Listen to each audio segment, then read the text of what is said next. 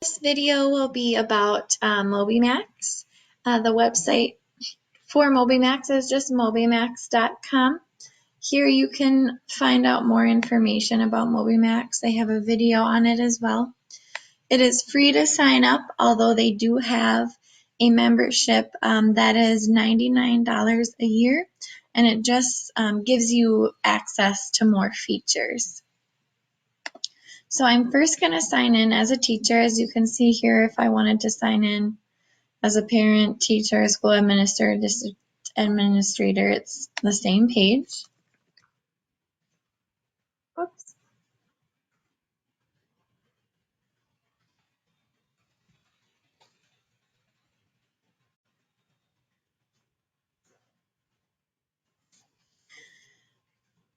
Okay. The first place that you'll want to start after you would make your account would be the roster. Mobymax kind of walks you through exactly what you need to do as well. As you can see, it starts already by there. So what I really like about this program is if you do have questions or you do need help, they do a really nice job of walking you through the steps. So you can bulk register students where you can do like multiple students at one time. But since I'm just showing you how to do it, I am gonna just create a fake student. So I'll say a 5th grader, student ID, I'll just do my name. And we'll just start there.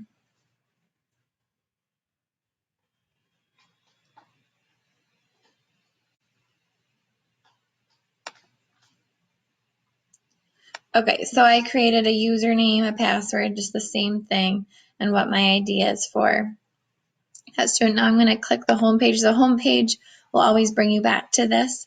I'm not going to go into great detail about how each section works. I'll just kind of click on the sections that would be helpful as a special education teacher, and then you guys can kind of explore yourself. Again, since this is free, I definitely encourage you to at least create an account and explore some of these things on your own. The first thing I'm going to start with is fact fluency, just because that is what I use Mobymax the most for. Although after kind of researching and looking through it, I really would like to incorporate this more as I see what it has to offer. But for fact fluency, I have a lot of students that do have goals related to their facts.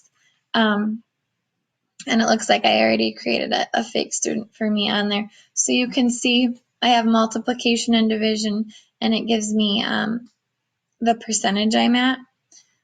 If I click on the name, it will show you what they have mastered. So I haven't done addition yet, but if I go to multiplication, it will show what days I practice and then what facts I have correctly mastered in green. Otherwise, the ones that aren't mastered are not highlighted yet, and it gives my percentage there, as well as division. So this is a nice printout, especially if you have a goal on this. What's nice about the fact fluency is you can create the amount of time students have to answer the questions. And I can show you an example of that in a little bit. But I could also assign, so right here I have my settings. I only have assigned multiplication and division. They have 5 minutes to just complete the session. So they will be working on multiplication and division for 5 minutes total. And then they have to complete each fact within 15 seconds, but you can change that, to 5 seconds or 10 seconds. So if you have a goal related to that, it does it all for you, which is nice. I'm just going to automatically assign facts there. Now, if you ever have a question about how you assign something or how it works, if you click Help and Page Help, it will give you information on how to do everything. And so that's why I'm not going to go into great detail on all the sections, but I wanted to mostly for the facts, since that's what I use, although I do use several other sections here on Mobymax. What's great about all of these is they give you a placement test. So as soon as students log in, whatever one they click on, they're going to have a placement test, and it will place students where they fall based on their performance. This is what the screen will look like once they get started. So let's say they did it for a little bit, and now it says, oh, they have 4.2 minutes remaining. Once the bar is full, that means they are done. So a lot of times I have students show me when their bar is full to prove that they did that. You can click on their progress through that.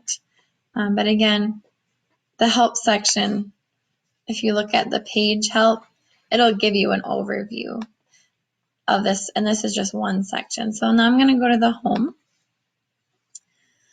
If I would click on math, you can assign different, so if I hit settings, see it, there's a placement test, but I can assign lessons myself, or right now I have automatically assigned, which then it kind of works at their own rate. Okay, that's subject, profile. Again, if I want to hit help, page help, it will give information, and it kind of shows an example of what it would look like. So yep, they spent this many minutes at home, at school, so if they know their login, what percentage they got correct, and then their practice scores on each section. All of this is related to the Common Core, so that also helps. So you know what they're working on will be valid. And then they usually give an example. So here's an example of it. Through the math, they usually create lessons for students first, so they're not just asked questions. They show the students how to do it, then they work with the student, and then the student does it on their own. If they get it incorrect, they kind of give an explanation as to why they're incorrect. So again, you can look at progress, placement, see, and then sometimes it pops up if you want to do a placement test. Lessons, so if you want to assign a lesson, like I was mentioning before, based on a specific grade level and then standard, you can do that. The goals in IEP, I believe you need a subscription for, although you might be able to do something with it with the free, but you can